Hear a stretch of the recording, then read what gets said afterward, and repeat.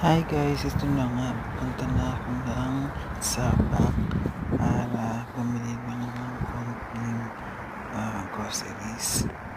Like ketchup, palaman, bread, and ito nga pala yung daan papunta mula dun sa bahay namin sa may Nasirov. So, ito na nga. Papunta na ako dito ngayon sa may Sabak. Medyo